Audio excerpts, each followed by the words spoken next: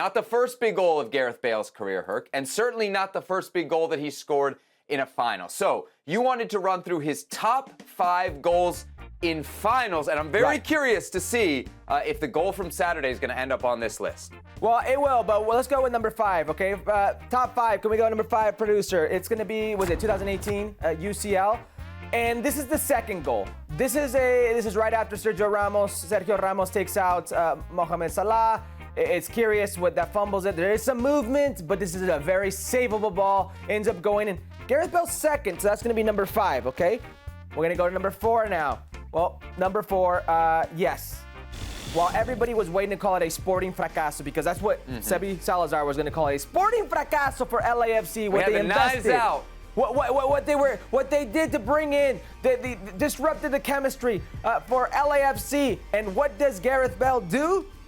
In the only chance this man had, throws up a prayer. Look at this. In between two guys, dunks on him. Dunks on the defender of the year. Glasness on the ground. On the goalkeeper of the year. A thundering header. Look at the fans.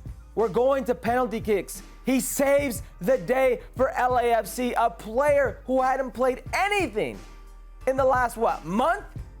No playoff minutes, into MLS Cup, and he becomes the hero. That's a pretty good goal. But number 3 would have to be a very important goal. It's the more important than a goal in an MLS Cup? Come on. Yeah, it's a Champions League final against Atletico Madrid, and he ends up scoring the second goal off a header. It goes in. It ends up being a rout. They end up winning 4-1, but it ends up being the start of something very special for Real Madrid, and something that's very near and dear to the Madrista's heart.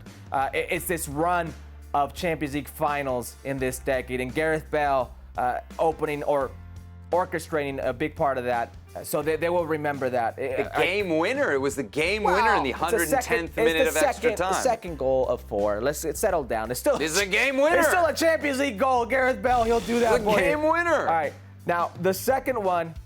Now, producer, did you end up changing it? Because he and I had a heated argument. We had a mile of the Champions League is turning his nose up at a Champions League game winner. It's the Copa del Rey final. The number 2. Goal. Yes. The goal. This is number 2? This is the goal, yes. This is iconic. Barca, look at this.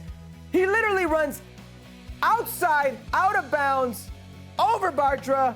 Pinto comes out, slots it in. There was 5 minutes to be played left. The ball was in the opposite end of the field, and 2 touches to Gareth Bale, and it's meek, I'll see you later to the cleaners. One of the most iconic goals in world football. And producer had it at number 2, and I'm okay with that. Okay. That was a game winner as well. I'm okay with that. Because number 1 was so insane.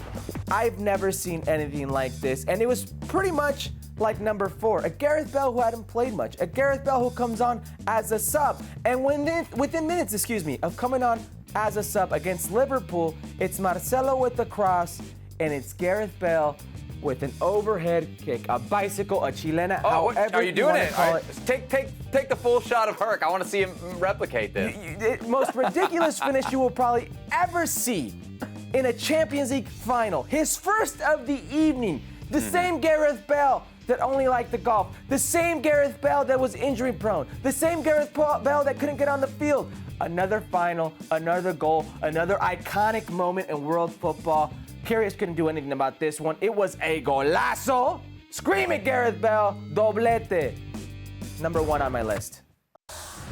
Thanks so much for watching ESPN on YouTube. And for more sports highlights and analysis, be sure to download the ESPN app. And for premium content and live streaming, subscribe to ESPN Plus.